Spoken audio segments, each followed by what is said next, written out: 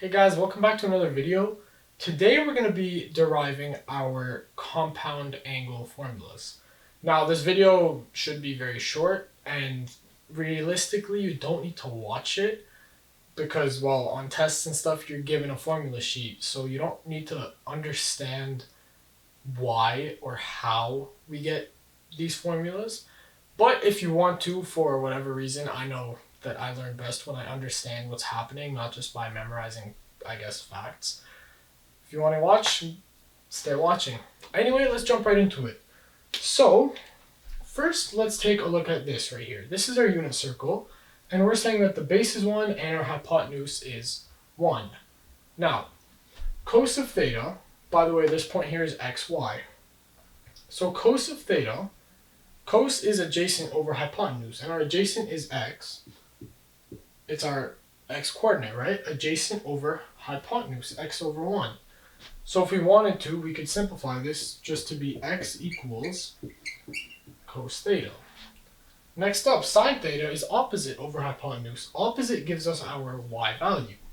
So it is y over 1. So y equals sine theta, just like that. So now that we know this, let's jump into, I want to say, an example. Here we have sort of the same thing, but not really. We have angle B, which is just that distance right there. We have angle A, which is that distance all the way. And we have this angle right here, which is A minus B. Now, if we were asked to find C, well, we could, using, if we knew these 2 points, right, we could do it using our cosine formula. Now, what are point P and point Q? Well, point P, let's take a look. This point right here, that looked an awful lot like that over there, right? If we said that, oh, I erased the wrong thing, I'm sorry. If we said that x equals cos theta and y equals sine theta, that means that point P is equal to cos theta, comma, sine theta, right? Now stay with me, I'll understand this in just a moment. Let's take a look at point Q.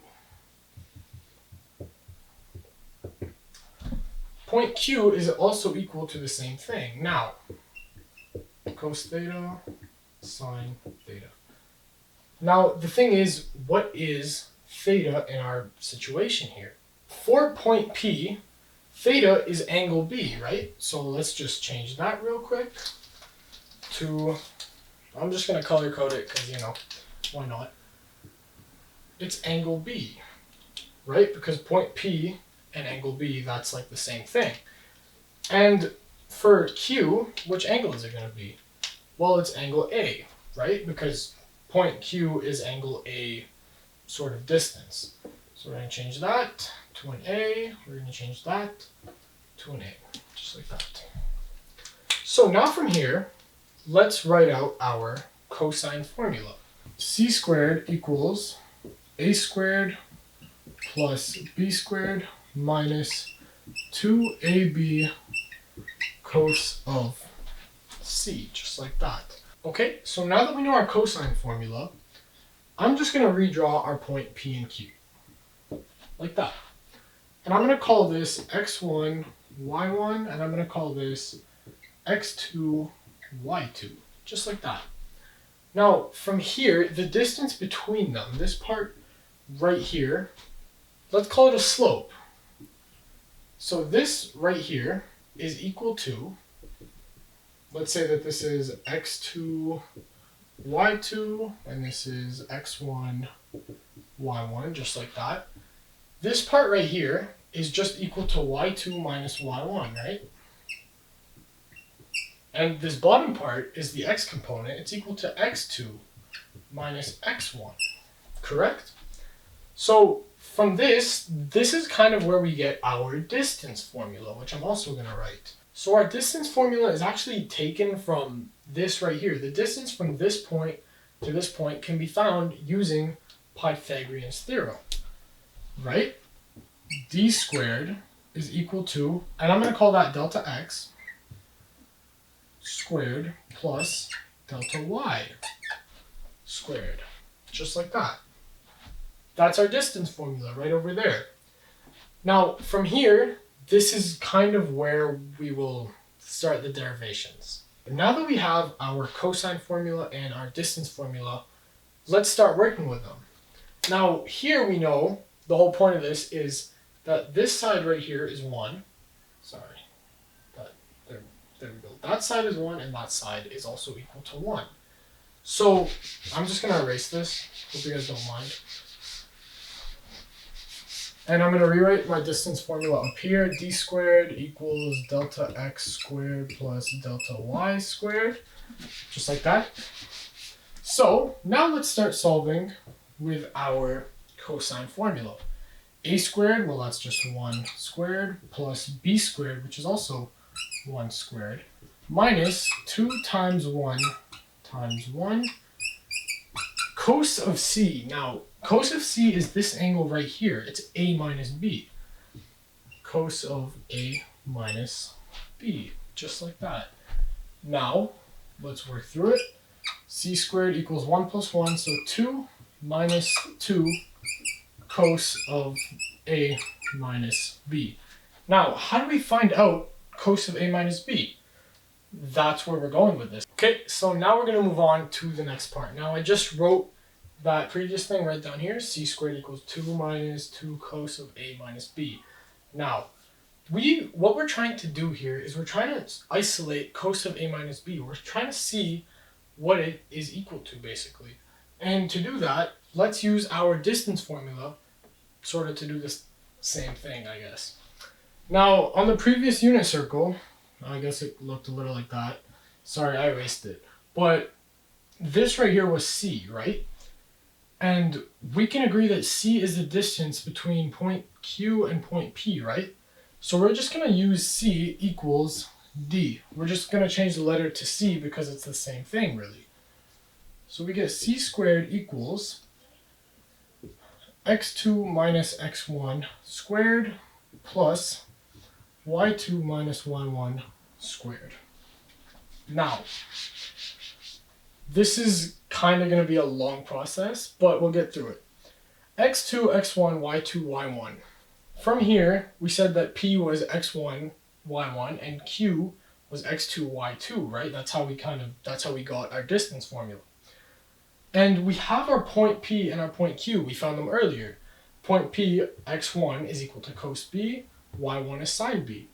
x2 is cos A, y2 is sine of A. So we're just going to sub that in and we're going to isolate, I guess. Or sorry, I should say solve this time. So x2 equals cos of A. Cos A. x1 equals cos B. So cos A minus cos B squared. And C squared is equal to that. Plus y2 is sine of A minus y1 is sine of B squared. Now, since they're squared, we can do the thing that we do. Many teachers call it many things. I'm just going to call it expanding because that's what it is. That's a 2, sorry. So this becomes cos squared A minus 2 cos A cos B plus cos squared B. I don't know if I'm going to have enough room. I might need to erase this, but let's just keep going. Plus sine squared A, yeah, I need to erase it. Hopefully you guys understand this. I'm just going to get rid of it now. Plus sine squared A minus 2 sine A sine B plus sine B squared, just like that. Now, if you've seen my last video on just solving trig identities in general, then you'll know that sine squared x plus cos squared x equals 1. And the reason we know this is because, well, we know that sine squared x equals 1 minus cos squared x. And if we were to isolate 1, just move the cos squared x over to the other side, it becomes addition. 1 equals sine squared x plus cos squared x. So, knowing that, we can take a look at this whole thing that's being added together, and we can look for that in particular. So cos squared of A plus, do we have a sine squared of A? Yeah, we do. So these two, cos squared A plus sine squared A, now just become 1. Cos squared of B, do we have a sine squared B? Yeah, we do. So 1 plus 1. And now this whole term right here and this whole term right here, since, we took care of this, took care of that, took care of that, and took care of that, we just leave them because we can't do anything. So minus 2 cos A, cos B, minus 2 sine A, sine B, just like that. And finally we get C is equal to the square root, so now I'm taking the root and this no longer has an exponent, of 2 minus 2 cos A, cos B, minus 2 sine A, sine B, just like that. Now, from here, we're going to sub this into this. And that's it. Now, since this is a root and this is squared, they really just cancel out, but I'll show you anyway. So, we're saying C equals this. We're just going to sub that whole thing into there. So C is equal to square root of 2 minus 2 cos A, cos B, minus 2 sine A, sine B, just like that. The whole thing squared. And since it's a square root and it's being squared, it doesn't really matter. We can just get rid of the whole thing, right? We can erase this and we can erase that, just like that. And we said C squared is equal to 2, I need my eraser, 2 minus 2 cos of A minus B.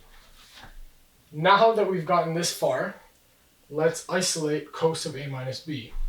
First thing we're going to do is subtract 2 from both sides to zero this out. So minus 2. And 2 minus 2, well, this also zeroes out. Next up, we're going to divide both sides by negative 2. So we have negative 2 cos A cos B over negative 2 plus negative 2 sine A sine B over negative 2 is equal to, and I'm just going to erase this now, is equal to negative 2 cos of A minus B over negative 2. So these now cancel out, these negative 2's cancel out, and so do those. And finally, after all this work, we get our very first, what are they called? Compound angle formula.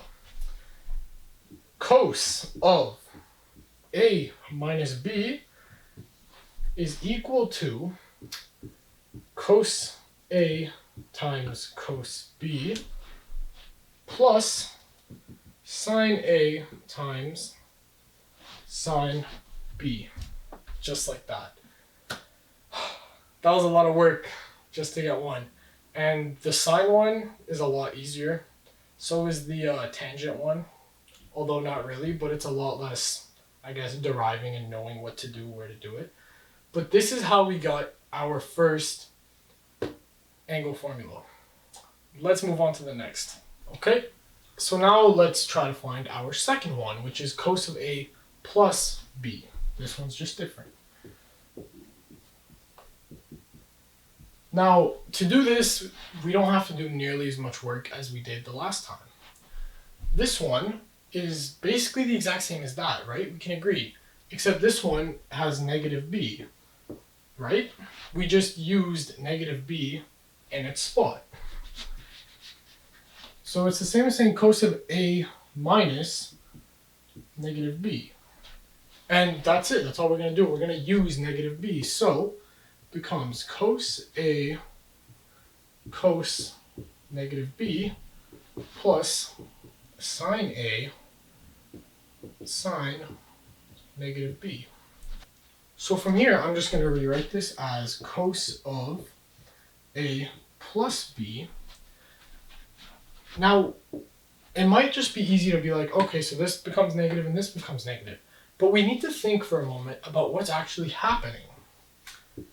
Negative b lies right here, right? This angle is equal to negative b. Now, we know cast, don't we? We know that cos is actually positive down here in this quadrant, but sine is not. So cos of negative b is the same as saying cos of positive b, so this does not change. This stays as cos A, cos B. Sine, however, that one does change. Sine of negative b is equal to negative sine b. So this plus is actually just being added to a negative. So sine A, sine B. Just like that.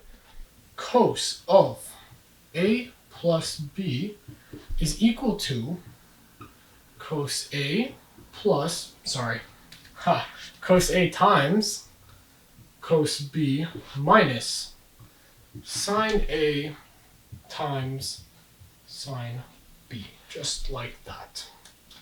Now, let's move on to the next two, which are our sine compound angle formulas. Okay, so now let's take a look at what sine of A plus B is equal to. And I wrote that up there just because we're going to use it. And something else to note is that, sine of theta is the same as saying cos of pi over 2 minus theta, right? If we look at the graphs, for example, which I'll put up right now, we notice that it's just a shift of the graph by pi over 2. So sine theta is equal to cos of pi over 2 minus theta. And we're actually going to use this to solve for our, answer. So we're going to say the sine of A plus B is equal to cos of pi over 2 minus A plus B. A plus B in this case is going to be our theta. Now from here, let's just make it a little bit bigger.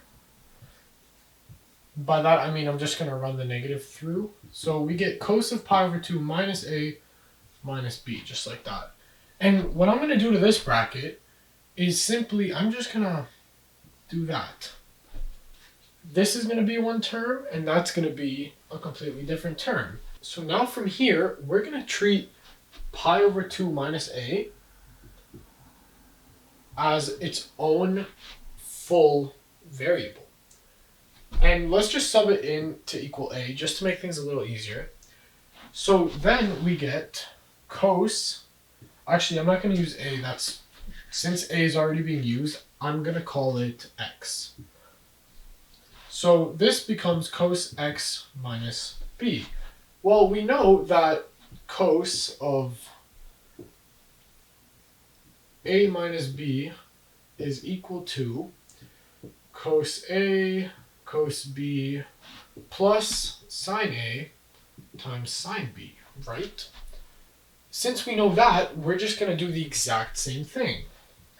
So we get cos X times cos B plus sine X times sine B, just like that. And now we're going to sub X equal to its whole thing. So we get cos of pi over 2 minus A times cos of B plus sine of pi over 2 minus A times sine of B, just like that. Now, if you haven't seen my correlated angle video, I'm going to leave it in the description below. Go check it out because that's exactly what we're about to use. Cos of pi over 2 minus A. This up here is pi over 2 minus A. Cos of pi over 2 minus A is the exact same as saying sine of A. So then this becomes sine A cos B. Now, sine of pi over 2 minus A is the same as saying cos of A. So plus cos A sine B, just like that. And that right there is our third compound angle formula. I always forget. It's sine of A plus B equals sine A cos B plus cos A sine B, just like that. Now let's find out the fourth one of sine A minus B. So to find sine of A minus B, we're going to do the same thing we did with cos, where we're just going to use negative B. Now, this now becomes sine A cos of negative B, which we know doesn't really change it, plus cos A sine of negative B, just like that. And then from here, I've already simplified it. This whole thing remains positive because cos of negative B is the same as cos of positive B. So sine A cos B. And this one is now going to become negative because sine of negative B turns it negative, minus cos A sine B, just like that. That right there is our fourth one. Okay, moving on to tan. This one is kind of long, but really we don't need to derive anything. We're just doing math at this point. We know that tan theta is equal to sine theta over cos theta. And that's it. That's all we're going to use. We're going to do tan of A plus B equals sine A plus B over cosine A plus B. And now from here, we're just going to expand it. So sine of A plus B becomes sine A cos B plus cos A sine B divided by, and then cos of A plus B becomes cos A cos B minus sine A sine B. Just like that. Okay, from here, for some reason, I did not make any of this stuff up. This is not my work. This is how I was taught, and I'm just teaching you guys the same way. Now from here, don't ask me why. I really, really don't know. Like, that's the one thing I don't know. But from here, for some reason, essentially they multiplied by 1. But each side was by cos A cos B. 1 over cos A cos B. Just like that. Now, I'm pretty sure that was to give it, a common denominator, and so we can turn it into tans. Because, well, we know that when we have sine over cos, we get tan, and we know that when we have cos over sine, we get cotangent. So I'm assuming that we're doing this to give them denominators of the opposite so we can turn it. I'm not fully sure, though. But essentially, we're multiplying by 1. We're not really changing anything because this value over this value is the exact same as saying 1. Anyways, from here, we get sine A cos B over cos A cos B plus cos A sine B over the same thing, cos A cos B. And that whole thing is going to be divided by the bottom, which will be cos A cos B divided by cos A cos B, which is just 1, by the way. This whole thing just becomes 1. Minus sine A sine B over cos A cos B, just like that, with one big division between it. After we multiply everything through, this is what we get. Now, from here, I know it looks like a lot, but let's just take it step by step, slowly. This first one, can we simplify it at all? Sine A times cos B divided by cos A times cos B? Yeah, we can. There's cos B in both the numerator and the denominator, and it's being multiplied, so we can cross them out. So that simplifies down to sine A over cos A. Now, let's do the next. Cos A times sine B divided by cos A cos B, same thing. Cos of A is common between the two, and we're left with sine B over cos of B. Now let's work on this one. Cos A cos B divided by, cos A cos B just becomes 1. And finally, this one is sine A sine B over cos A cos B. Now, you might not see it at first, but sine A over cos A And sine B over cos B, that just becomes, well, tan A, tan B. So, tan A times tan B. Now from here, one final step. Sine A over cos A, well, that just becomes tan of A. And sine B over cos B, well, that just becomes tan of B. And just like that, tan A, tan B, we get our first tangent compound angle formula. There we go, I got it.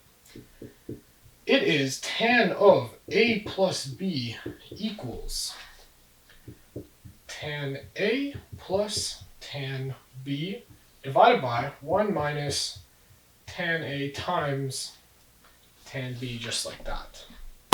Let's get to the final one. Okay, finally, tan of A minus B or tan of A plus negative B, same thing. We get tan A plus tan negative B divided by 1 minus tan A times tan negative B. Now, cast. Negative B lies down here. Is tan positive or negative in this quadrant? It's negative. So all of our tan negative B's are now going to become negative values.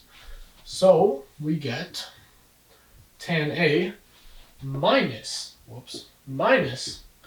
tan B divided by 1 minus negative tan A tan B, just like that. And then from here, just tan A minus tan B over 1 plus tan A times tan B, just like that. Okay guys, that wraps it up for today's video. Hope you enjoyed. I hope I explained it well. Yeah. With that being said, make sure to check out my Proving Trig Identities videos, 1 and 2. If you haven't already, check out the Compound Angle Formulas video. Sorry, not the formulas, just compound angles, correlated angles, stuff like that. I'll leave it in the description below. As always, if you have any questions about anything you want me to cover, leave it in the comments. I'll definitely take a look at it. And yeah, have a great day.